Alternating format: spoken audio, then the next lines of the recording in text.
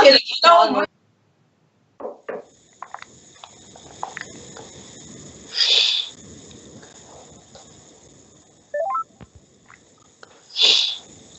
hello, hello, hello. Hi. I was having a bit of a problem, but it seems to be fixed. That's great. So how many do we have here? I see, let's see, 6, 7 people here. Now, I'm going to be looking at agriculture. Now, I'm not quite certain how much you have been doing so far about this topic with Lynn. Lynn is with us, so I don't know. Could you perhaps enlighten me a bit more, because I'm still a bit confused as to how far everyone has got into this topic.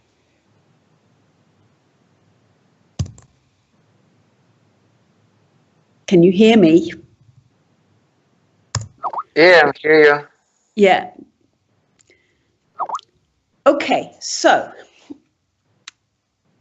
111, and I've forgotten what 111 means. Does that mean you can't hear or you want to speak? We can't hear you, yes. You can't hear me? We Can can. you hear me now? Yes, yes, Okay. your voice is clear, yes. Okay, great. Now, we're going to have a look at British agriculture. And at first I thought, oh, this is a strange topic. And then when I started to read, I thought, wow, actually, it's really interesting. At least if you're interested in history, and also if you're interested in some of the more up-to-date current affairs type issues in Britain at the moment. So for today, I thought we'd have a look at some of the past history in British agriculture, because actually for Britain, without the agricultural revolution, the Industrial Revolution would never have occurred when it did. And for Britain, the Industrial Revolution obviously was extremely important in putting it in a position that was very strong for taking over half the world in terms of empire building, in becoming politically important. So it's actually very key to the way that Britain has developed. So who would like to volunteer first to read the paragraph that introduces the topic?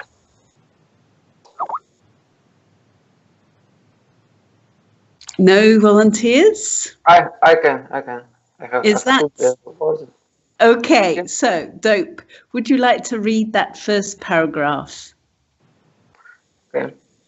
The British agriculture in the United Kingdom uses 69% of the country's land area, employs 1.5% of its workforce, 476,100 people, and contributed 0.62% of its gross value added, and 9.9 pounds billion. The UK produces less than 16% of its food it eats, although agriculture activity occurs in most popular locations.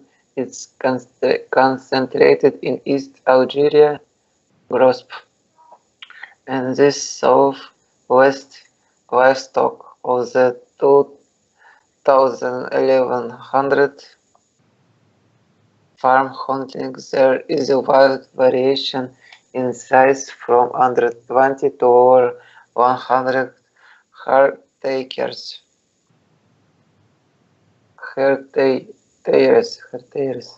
Despite skilled farmers, high technology, fertile soil, and subsidies from earning are relatively low, mainly due to low price at the farm gate, low earning, high end price, and the shortage of wet farmland discourages people from joining the industry. The average age of the British farmhold is now 59. Okay, good. So, agriculture in the United Kingdom uses nearly 70% of the country's land area. That I thought was very interesting because I never realised that it covered so much of the area.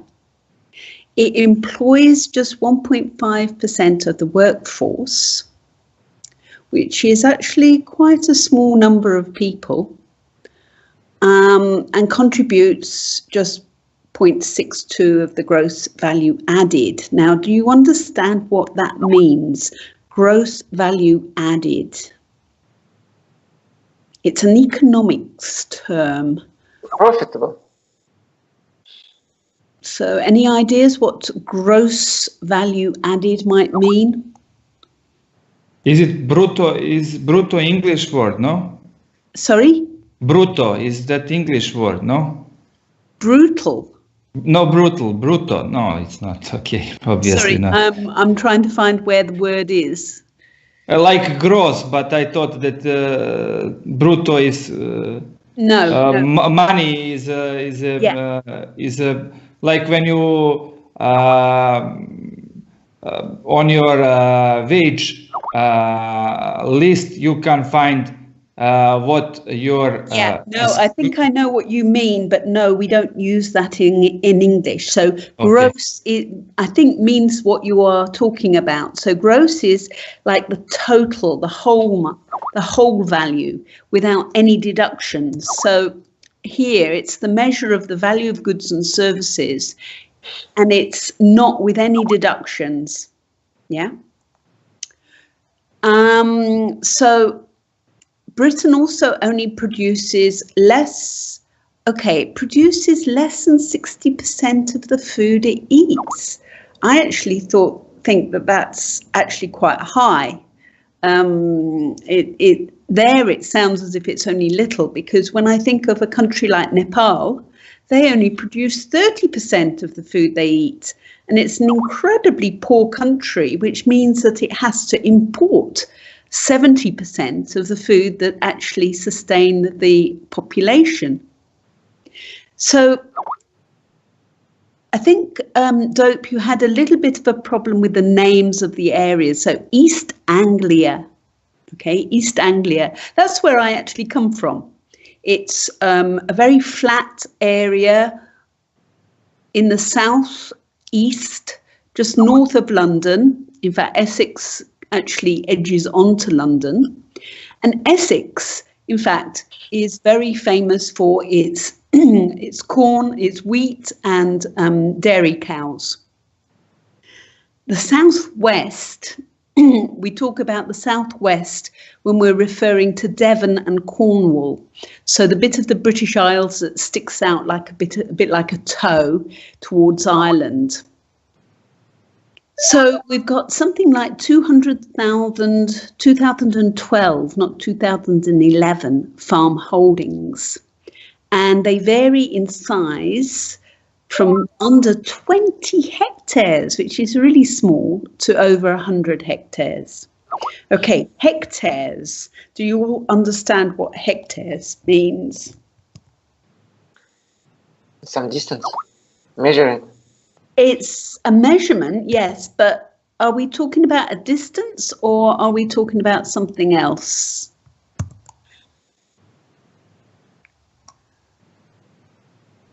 A distance? No, it's vast area. Yes, it's an area. And in fact, oh my goodness, Marco. Acre. Very good. You're very much onto the measurements. Because I still have to think twice about hectares, because in Britain, we used to always talk about acres. So in fact, here, it's nearly 2.5 acres. British people have only just really got used to the idea of metric areas, I think still a lot of people in Britain would still look at you a little bit blankly if you talk about hectares, and they might think more in acres, especially when you consider that the average age of your farmer is very much in the imperial period, because 59-year-olds, yeah, they will be thinking in acres. Younger people who were born probably after 1970s, they might think more in hectares. Was there anything else here? We got a phrase here. Despite skilled farmers, high technology, fertile soil and subsidies, farm earnings are relatively low, mainly due to low prices at the farm gate. What do you think that means, Dope? If we talk about the prices at the farm gate. I think that soil and ground has very good quality, but produce very bad quality product. Well, here we're talking about prices. Okay, so prices at the farm gate. What does that mean?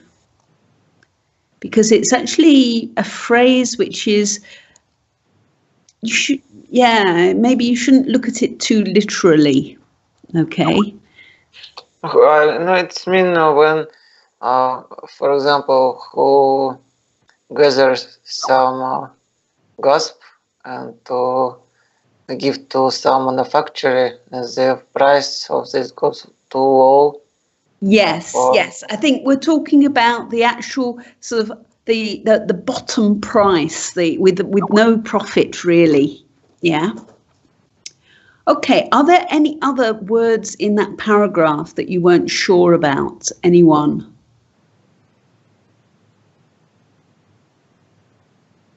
Let farmland. What does that mean if it's let farmland?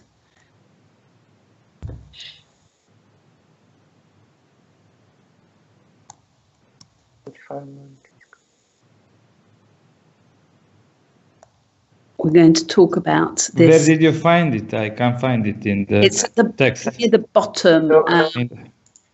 It's low earnings, high land prices, and a shortage of let farmland discourage young people from joining the industry.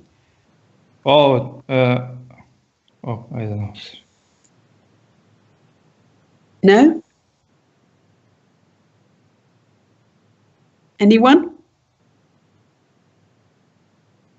Okay, we're talking about rented, so it's not earned. It's not owned.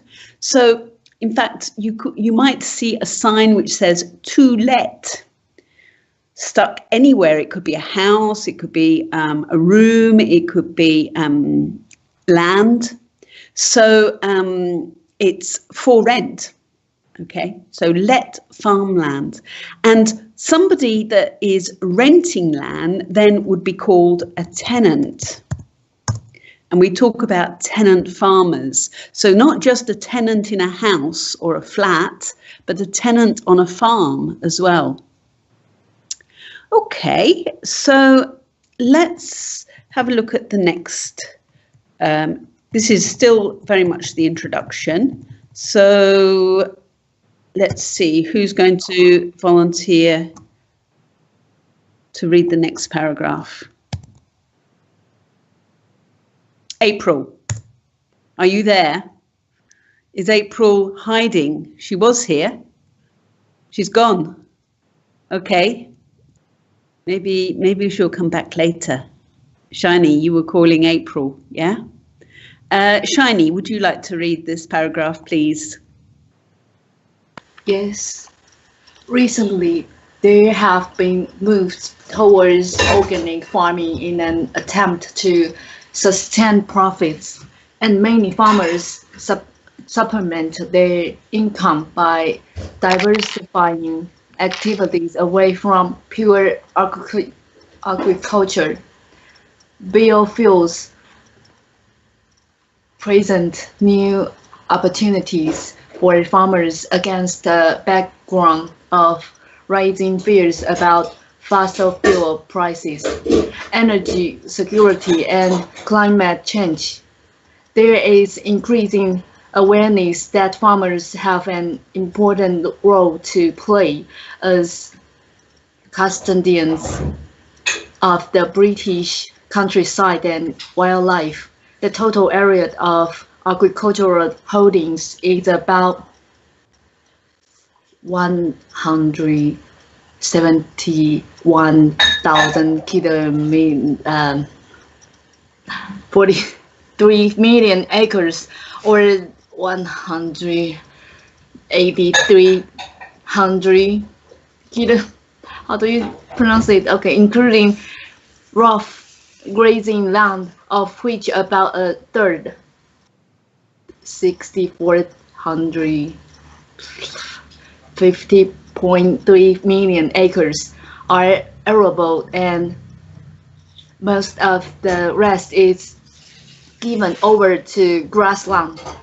During the grazing season, about half the arable area is devoted to cereal crops, and of the cereal crop area, more than 65% is wheat. There are about 31 million sheep, 10 million cattle, 9.6 million poultry, and 4.5 million pigs. These are arranged on about 1,200 holdings, whose average cultivable area is around 54 hectares, 130 acres. About 70% of farms are owner-occupied or mostly so, perhaps with individual barns or fields set out, and the remainder are rented to tenant farmers. Farmers represent an aging population, partly due to low earnings and barriers to entry, and it is increasingly hard to recruit young people into farming. The average farm holder is 59 years old. Good. Okay, now you have a little bit of a problem with those big numbers, don't you, Shiny? When you have the 3 zeros, we're talking about thousands, not hundreds. Yeah? So it was 171,000 kilometers square. So km is used as an abbreviation for kilometers. Okay, so kilometers is one of those words where in British English we spell it one way, and in American English we spell it slightly differently, and both are correct, and both will be shortened for km. Okay, what else was there? We had millions of pigs and cattle. We had millions of acres of grazing land. Custodian. What does custodian mean, Shiny?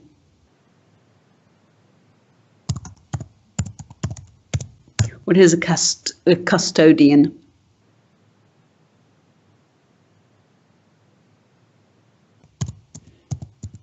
We talk about custody as well.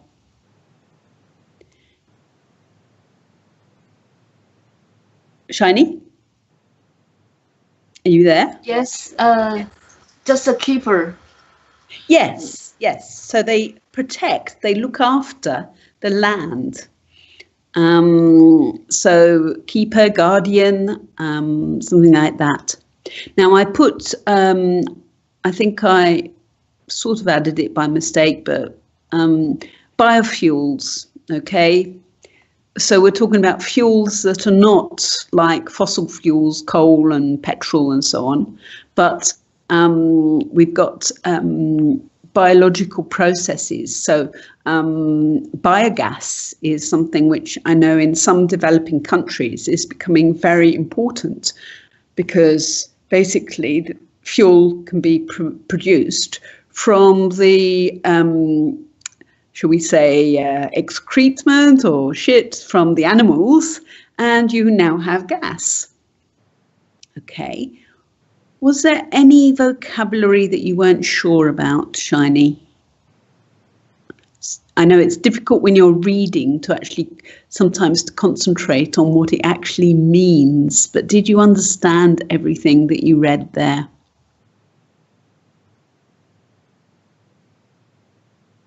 Yeah? Probably, but I was caught by those numbers.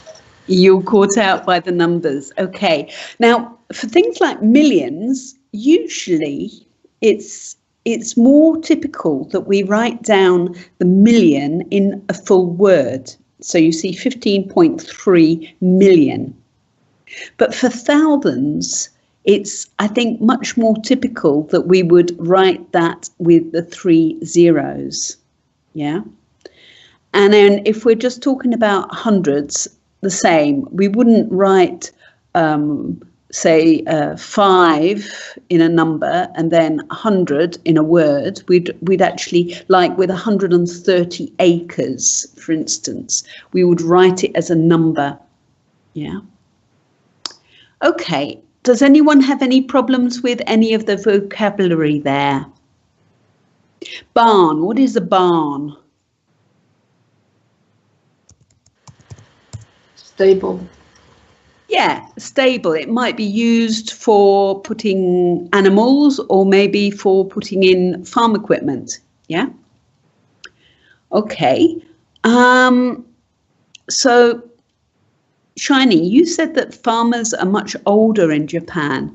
Do you think it's the same reason? Do you think it's the same problem in Japan as it is in Britain? Why aren't there young farmers? One of the reasons is that, you know, we how to say, we've become a society of aging. How do you say that? Yes, aging population. Yeah, yes. I mean, Britain too, I would say, is an aging population. But why don't young people want to become farmers? Because it's labor. They don't want to, you know, work hard in labor. Yeah, I think that might not be far off the truth, because Mohit, what about in India? What do you think the feeling is there about being a farmer for the young people in the village? Mohit, do you have any ideas? In Russia, it's the same situation like in the US. Okay, in Russia, it's a similar problem that young people don't want to work on the land. Yeah, it's still very low.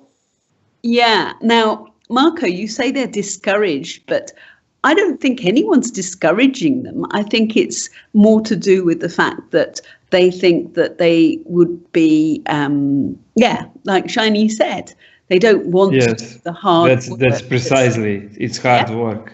It's hard work. And if they can get a bit of education and get an office job, it's much easier to work in an office than to have to carry heavy loads, work outside, maybe work with the animals. Yeah. So but actually, I think if some person was born in these circumstances, he will never replace his way of living. convinced. I'm not convinced.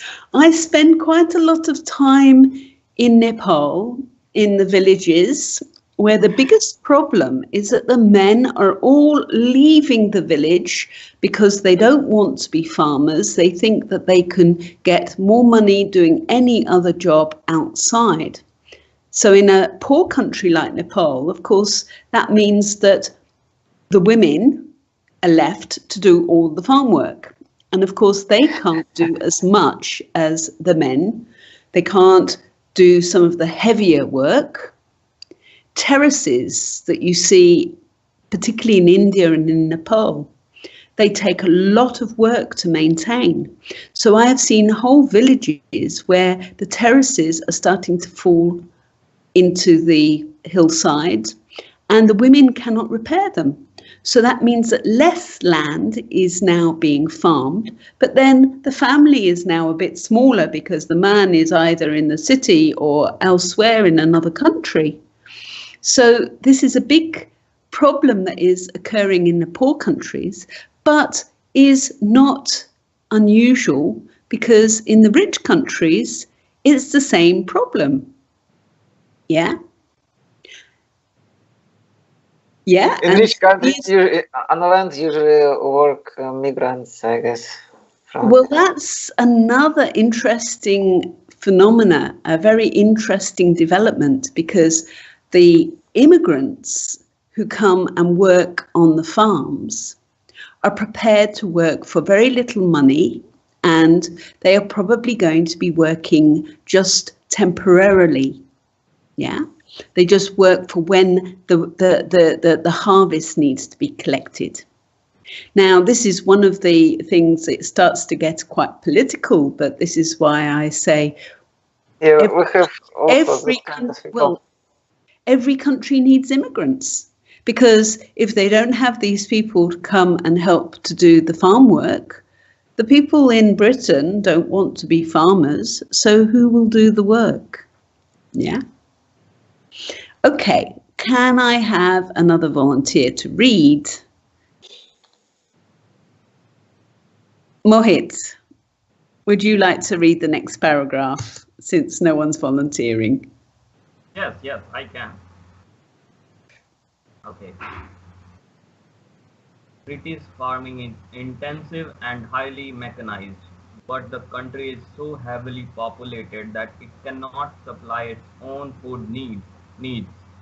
The UK produces only 59% of the food it consumes.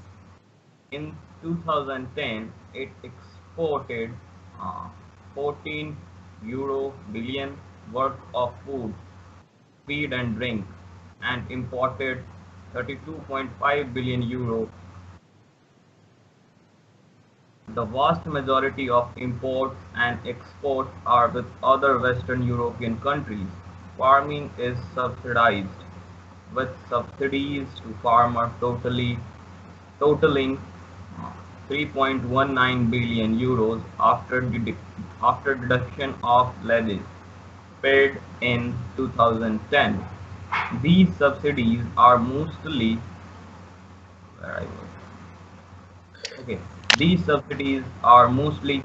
channeled through the EU Common Agricultural Policy from member states' contributions.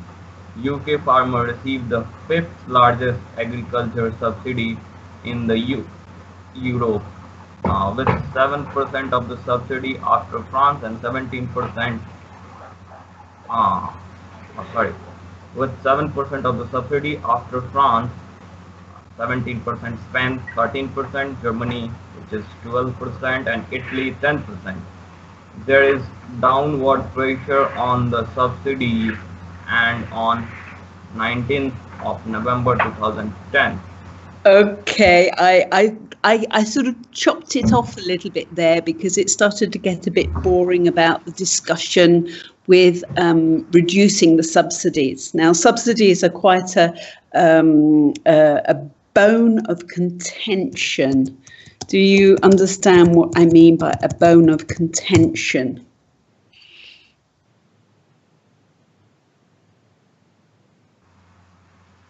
No one? Marco? Any ideas? Maybe like wind in back, like support, give money to support someone. No, a bone of contention is it's something which people complain about. It's like something which people don't like, and it keeps coming up as a problem. Yeah, and Britain has always been very anti the fact that perhaps it doesn't get as much subsidy, and that these subsidies, if you have a subsidy, does everyone understand what subsidy means?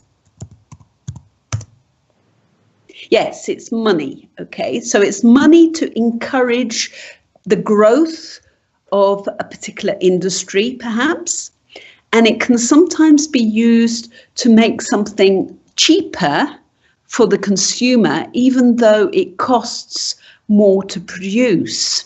So then it becomes artificial. So it might artificially reduce the price of something from a particular country.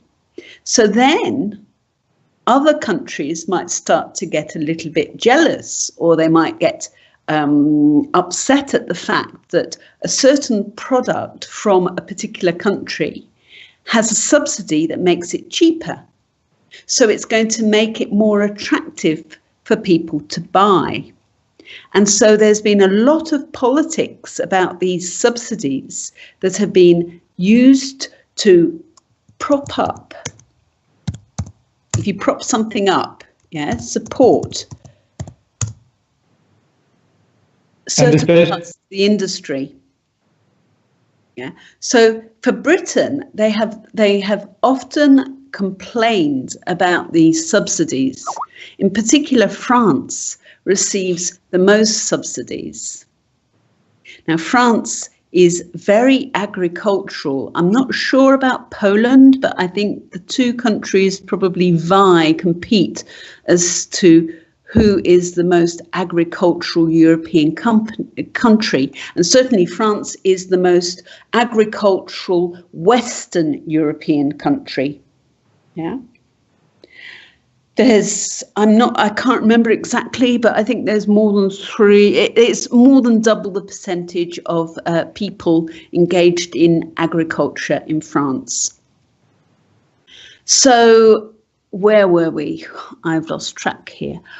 Okay, so we're talking about the farming subsidies. And since 2010, there has been a decrease in this, because it does actually cause some problems. It's not really a free market anymore when you have these subsidies. Okay, I put feed. Moet, do you understand what is the difference between food and feed?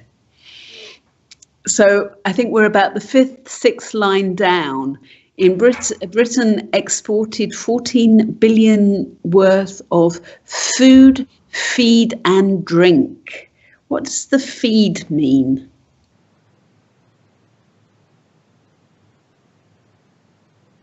What's feed? Do you know? Does anyone know? It is food for animals. Yes, good. Food for animals, okay? So we're distinguishing the difference between the food we eat as humans and the food that would be given to animals to eat. Okay, levies. Do you all understand what levies mean? I think maybe you can guess if you look at the context. Is it taxes? Yes, it's like taxes or charges or payments, yeah? Okay. Were there any other words that you weren't sure about in there? Moet, did you understand everything?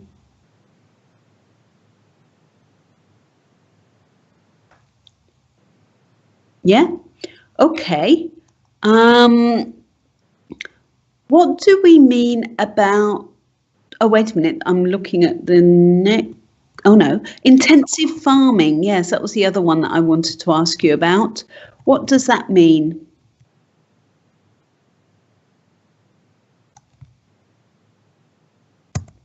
Intensive farming, if we are farming something intensively. Push developing in this area. Sorry? Push developing in this area, according to our topic in agriculture. I didn't quite get that. Sorry, could you just repeat it? I couldn't really hear what you were saying. Push development. Okay, I'm not sure. Intensive farming, not the same crop all the time, okay? So again, this is more like an economic term because it's when we are doing, we are using a lot of inputs. So inputs might be maybe labor, maybe fertilizer, maybe equipment for the actual area of the land that we're using. So for example, market gardening tends to be much more intensive because you've got to do a lot of weeding and planting each individual plant. Whereas if you've got wheat, or if you have cattle or perhaps sheep roaming around on large fields, then that's not going to be quite so intensive. Now, fallow, does anyone understand fallow? Because that's also something which is quite important. If we talk about fallow land, it says here a low fallow ratio. So what is fallow land?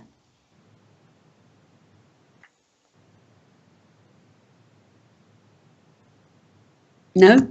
Okay. It's land that's just left for a season or more. So I'm not sure when it comes to paddy. So Moet, it's paddy, not peddy. Paddy. I don't know whether farmers leave the rice fields perhaps 1 or 2 seasons to recover after they have grown the rice, because in some areas the farming can be quite, again, intensive because there might be 2, even 3 crops of rice in 1 year. And if you're using the same land over and over again, it takes all the nutrients out. So in the soil, you have all these nutrients that unless the soil has some way to recover, it becomes much more infertile. So do you see, by having a fallow field, that means that the field is doing nothing. And in Britain, they try... I can't find it, Marianne. Sorry? Have you read it? I can't find this. Maybe I've jumped ahead. Okay, no problem, but I think that we need... No, it's... When you said follow ratio, I can't find it in... Oh, sorry, I've jumped ahead on that one. Okay, that's my fault. I don't know why I've done that. Okay. Yeah, sorry, that's my fault. I've put fallow from somewhere else. I don't know where. Intense. Oh, sorry. No, the fallow ratio is... Sorry, I'm having a bad day today. The fallow ratio is in the definition, and that's why I thought I'd better explain it. It's not in the text, Marco. Okay. No, yeah? No problem. So, okay. Okay, so let's have a look now. Abhishek, would you like to read the next paragraph? Can you read? Yeah. Yes? Yeah. Can you hear me? Yes, we can hear you. Okay. While there is little difference between farming practices in England, Scotland, Wales, and North Ireland, in places where the terrain is similar, Geography and the quality of the farmland does have an impact. In Wales, 80% of the farmland is designated as less favored area, and in Scotland, the figure is 84%. Less favored area means land that produces a lower agricultural yield, typically upland moors and hill farms, which explains the tendency to focus on sheep and sometimes dairy farming. In England, the eastern and southern areas where the fields are flatter, larger, and more open tend to concentrate on cereal crops, while the hiller northern and western areas with smaller, more enclosed fields tend to concentrate on livestock farming. Thank you. Okay, so upland and moors. The two words are quite often associated. What does that mean to you, Abhishek? I don't have any idea regarding this. No idea? Yeah, no Okay. idea. So can you try and guess from the word upland? What do you think that might mean? I'm searching where it's a sentence so I can guess from it. It's up, we're talking about, Upland. we're describing Scotland and Wales. So Highland, like Highland. Okay, got it. yeah, so like Highlands. So in fact, highland, okay, upland. And in Scotland, we run the two words together to say Highlands. And often we talk about the Scottish Highlands. Now, if we say north areas, we don't necessarily know what you mean by that. And also, Britain being Britain, up north tends to refer more to, I think, northern England rather than Scotland. Yeah. So, and actually up north, there are more hills. There you have the Pennines, which are a big ridge of hills. You have the North York Moors. You have you have a lot of this hilly land. But in Scotland, it's even higher. Yeah. We're not talking about really high compared with Nepal. I think, in fact, Kathmandu is more or less not far off the height of Ben Nevis, which is the highest point in Britain. And Kathmandu is not reckoned to be high in Nepal. So we are talking about, it's all relative. Yeah. So we're talking about up to 1,000 meters height. But for England, this means that the land tends to be not so suitable for all types of agriculture. We will be using it perhaps more for grazing, for sheep, and not really for cows. Cows don't like hills very much. Yeah. So moorland, what do we talk about by moorland?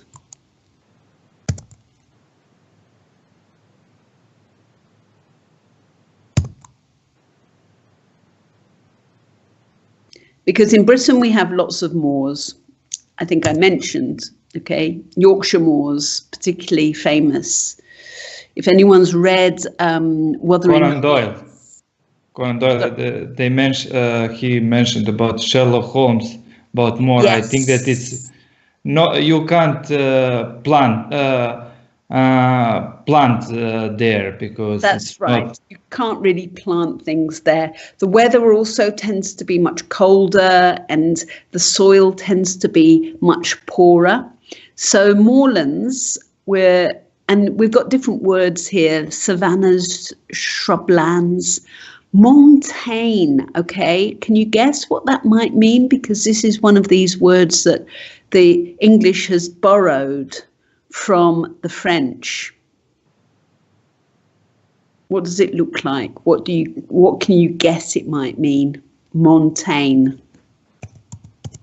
in the definition of moors.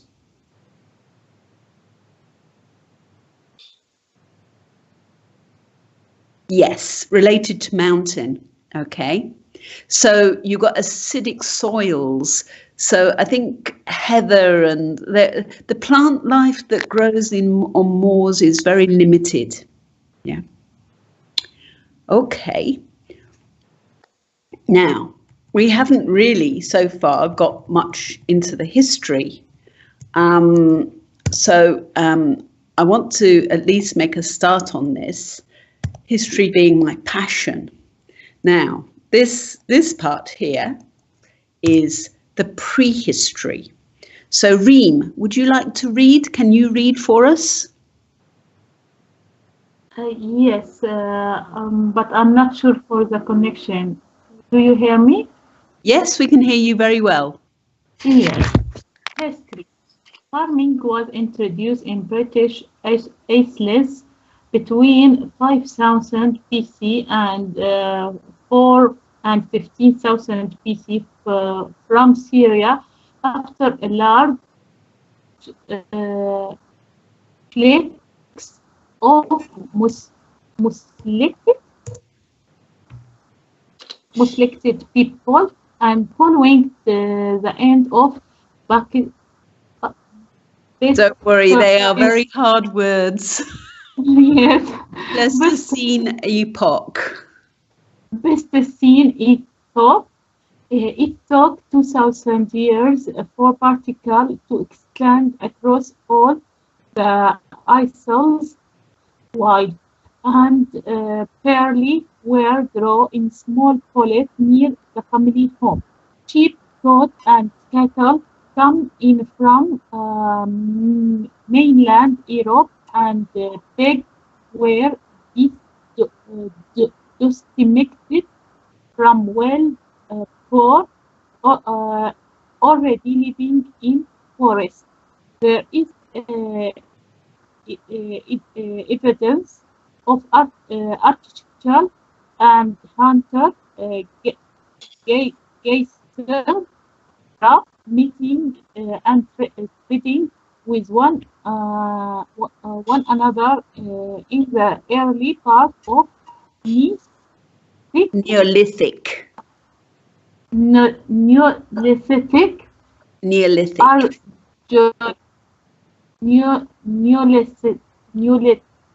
I can't. Don't worry.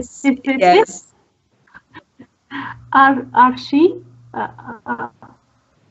Archaeologists disagree about how quickly the transition from hunter-gatherer to architecture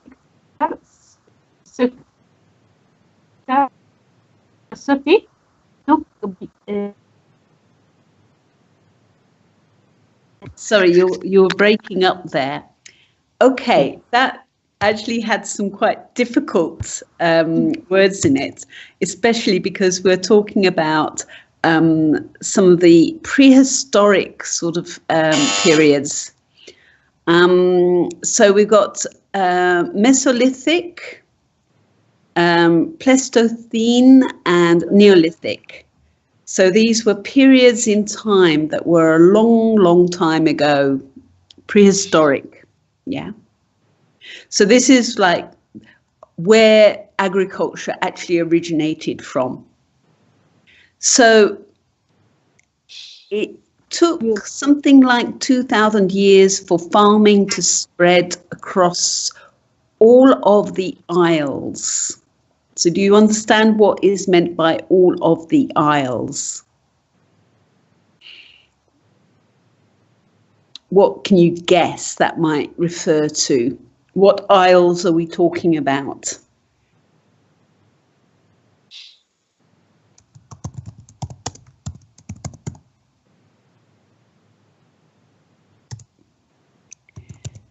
Well, Britain is called the British Isles, yes. It's also called the United Kingdom, and it's called Great Britain. Has lots of different names, yes. So I think we're talking about the isles there. So it's spread across the isles. Are there any other words that you're not sure about? What do we mean by pigs being domesticated from wild boar? So in the middle, we've got here, sheep, goats and cattle came in from mainland Europe and pigs were domesticated from wild boar. Once pigs were wild and people have made them domestic. Okay. They keep them, yes. So they're like keeping them like pets or keeping them in the house, yeah. And in fact, we talk about, well, women might talk about trying to domesticate their husbands. Okay. So they're good in that, actually. Yeah. So they try to domesticate their husbands to, you know, make them good at home life and the jobs that involves. So, yes. And if we talk about somebody being domesticated, particularly a guy, that usually means we're referring to them as being good at doing housework and helping their wives around the house. Yeah. What do you understand hunter-gatherer? We've got hunter-gatherer is mentioned twice. So what does hunter-gatherer mean? Can I say? Yeah. It's this term of human being, people get food from hunting and gathering some fruits. Yeah, yeah. And we're usually talking about what is the food that they find in the wild. Yeah. So there are very few of these people left in the world nowadays, because obviously actually settling somewhere and growing your food is a much more secure way of ensuring you're going to have enough food to eat. Yeah.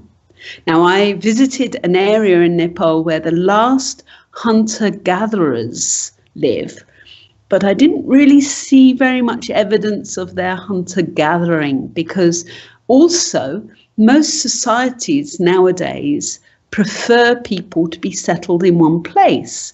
You need to have an address. You need to have some fixed place where you live so you can send your children to the local school. There are all sorts of reasons why governments in countries are not going to be so happy having part of their population moving around every few weeks to another place, and then also taking wild food. Well, animals are now in so much danger that there needs to be some control, yes? They're just afraid of on whom they are going to hunt. Yeah. So the whole hunter-gatherer notion now is disappearing. I think probably the only places left in the world are places like the Amazon, where it's so big. You have tribes many tribes maybe, who never see white people, who never come into contact with the outside world, and they still survive on hunter-gathering. So maybe fishing and hunting for animals. Yeah. Okay, were there any other words in that paragraph that you weren't sure of, apart from these complicated prehistoric periods which have unpronounceable names? Archaeologists disagree about how quickly the transition from hunter-gatherer to agricultural society took place. So, okay, I think we've come to the end of our time now. Now, I'm going to put the text on the website so that you can have a look. On Friday, we can look a little bit more at the history as it relates to Britain in terms of the agricultural revolution. Now, this was actually probably the most important prerequisite. Do you understand what I mean by a prerequisite? Prerequisite to the Industrial Revolution.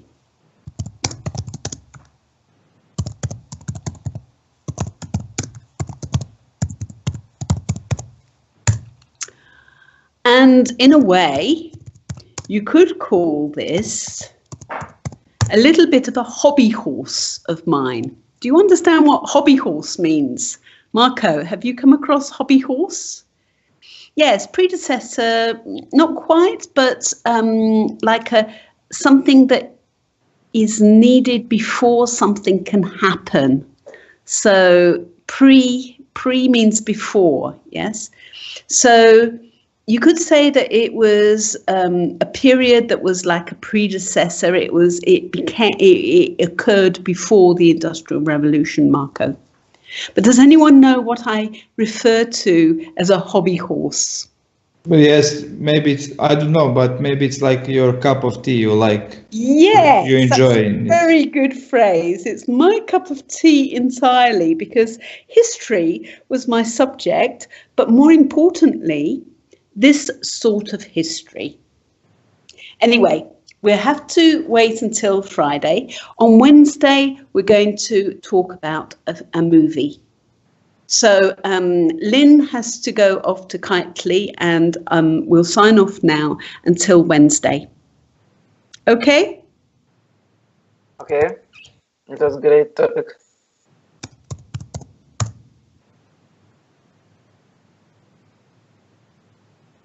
And I can't even end the call. I really don't know what's happened to my Skype here. Lynn will end the call. Yes, but it's really weird. I have absolutely nothing here to let me. So, okay. Lynn's having a chuckle there.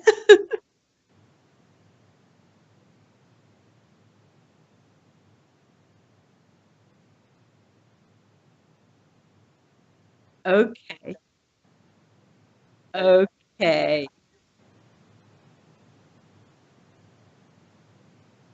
No, we didn't hear anything at all. Okay. Yes. Yeah. Okay. Bye. Bye bye. Is a like when you on your wage list you can find what your I think I know what you mean, but no, we don't use that in English. So gross, I think, means what you are talking about. So gross is like the total, the whole value without any deductions. So here it's the measure of the value of goods and services, and it's not with any deductions. Yeah. So Britain also only produces less than 60% of the food it eats. I actually think that that's actually quite high. It sounds as if it's only little, because when I think of a country like Nepal, they only produce 30% of the food they eat. And it's an incredibly poor country, which means that it has to import 70% of the food that actually sustain the population. So I think, Dope, you had a little bit of a problem with the names of the areas. So East Anglia, okay, East Anglia, that's where I actually come from. It's a very flat area in the south east, just north of London. In fact, Essex actually edges onto London. And Essex, in fact, is very famous for its its corn, its wheat, and dairy cows. The southwest we talk about the southwest when we're referring to Devon and Cornwall. So the bit of the British Isles that sticks out like a bit like a toe towards Ireland. So we've got something like 200,000, 2012, not 2011.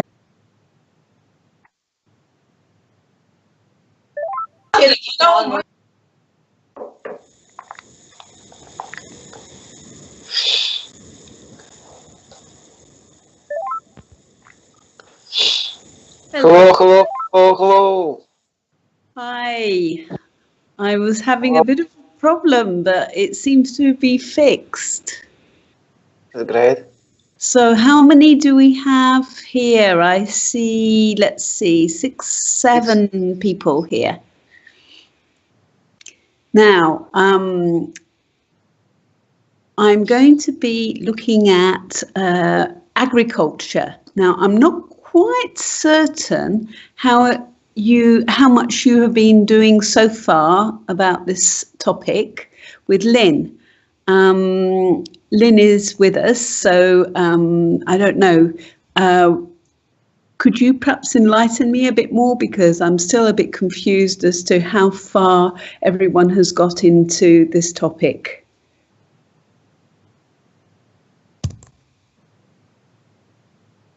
Can you hear me? Yeah, I hear you. Yeah. Okay, so 111, and I've forgotten what 111 means. Does that mean you can't hear, or you want to speak? We can't hear you, yes. You can't hear me? We Yeah, can't. Can you hear me now? Yes, yes, Okay. your voice is clear, yes. Okay, great. Now, we're going to have a look at British agriculture. And at first I thought, oh, this is a strange topic. And then when I started to read, I thought, wow, actually, it's really interesting. At least if you're interested in history, and also if you're interested in some of the more up-to-date current affairs type issues in Britain at the moment. Livestock of the 2100 farm hunting, there is a wide variation in size from under 20 to over 100 hectares.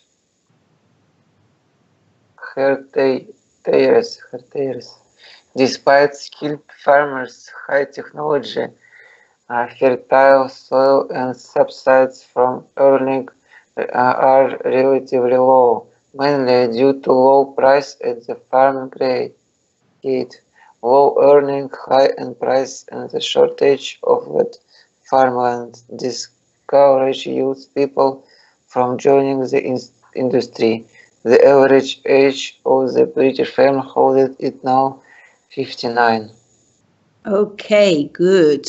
So agriculture in the United Kingdom uses nearly 70% of the country's land area. That I thought was very interesting, because I never realised that it covered so much of the area. It employs just 1.5% of the workforce, which is actually quite a small number of people, and contributes just 0.62 of the gross value added. Now, do you understand what that means? Gross value added. It's an economics term. Profitable. So any ideas what gross value added might mean? Is it brutto? Is brutto English word, no? Sorry? Brutto, is that English word, no? Brutal. No, brutal, brutto. No, it's not. Okay, obviously Sorry, not. I'm trying to find where the word is. Like gross, but I thought that brutto is No. money is. So for today, I thought we'd have a look at some of the past history in British agriculture, because actually for Britain, without the agricultural revolution, the Industrial Revolution would never have occurred when it did. And for Britain, the Industrial Revolution obviously was extremely important in putting it in a position that was very strong for taking over half the world in terms of empire building, in becoming politically important. So it's actually very key to the way that Britain has developed. So who would like to volunteer first to read the paragraph that introduces the topic?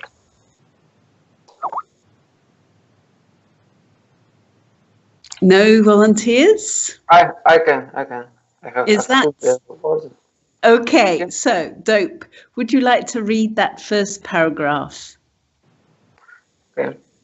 The British agriculture in the United Kingdom uses 69% of the country's land area, employs 1.5% of its workforce, 476,100 people, and contributed 0.62% of its gross value added and 9.9 pounds billion. The UK produces less than 16% of its food it eats, although agriculture activity occurs in most popular vacation. It's concentrated in East Algeria, Grosp, and this southwest 7 farm holdings, and they vary in size from under 20 hectares, which is really small, to over 100 hectares. Okay, hectares. Do you all understand what hectares means? some distance, measuring. It's a measurement, yes, but are we talking about a distance or are we talking about something else?